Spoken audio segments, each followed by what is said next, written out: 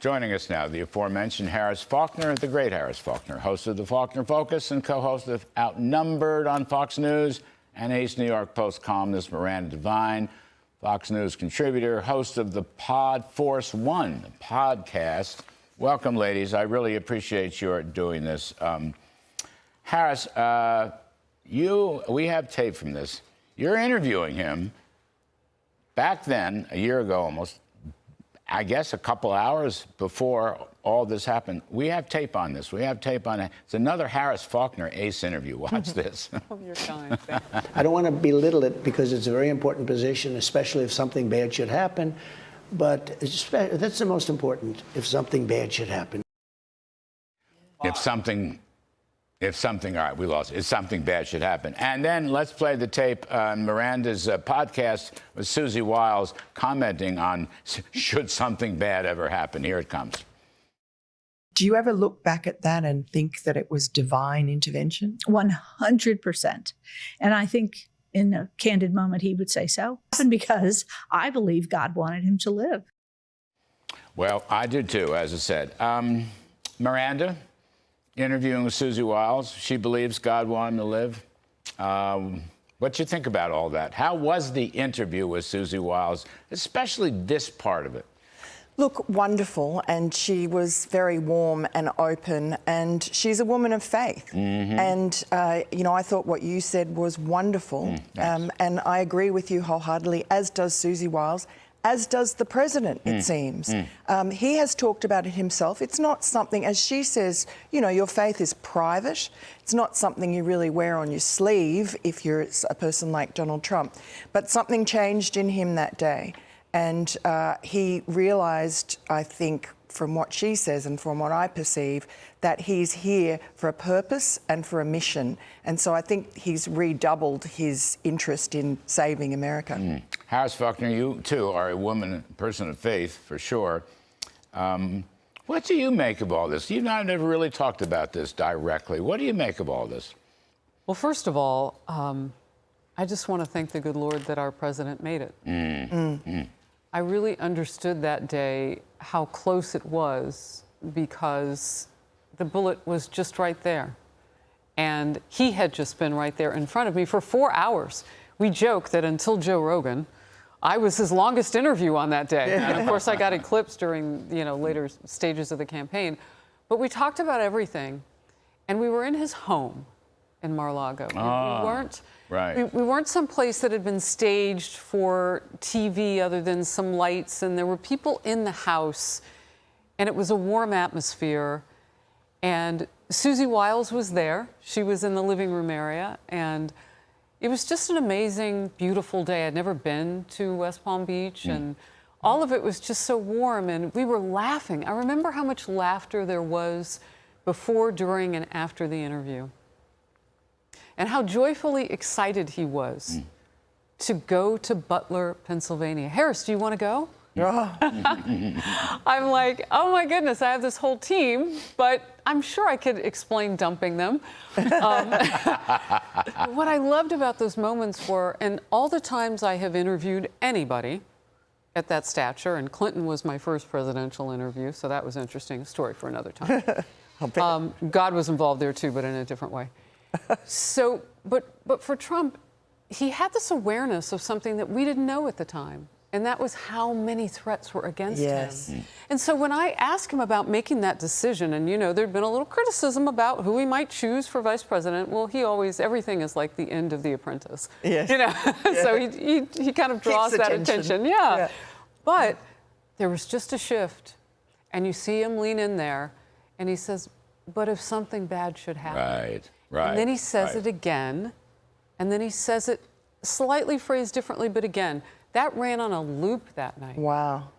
I mean, within 2.5 hours of his departure, they were on the ground already and on their way to the stage.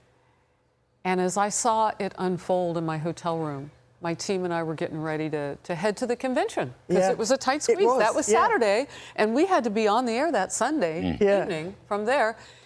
And but right before it happened, I just thought, oh, I wonder if he if he had time to really process all that laughter, because it was just so much fun.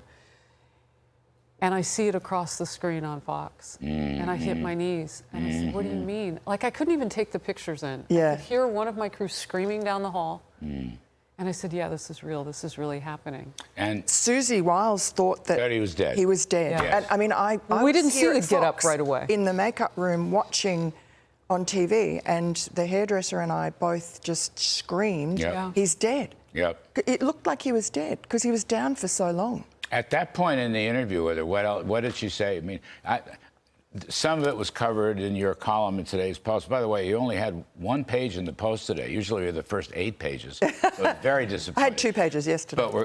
But we're glad you're here at all. But what was the context? Susie thought he was dead and. Well, Susie was there, and then she saw it happen, and she said, I thought he was dead.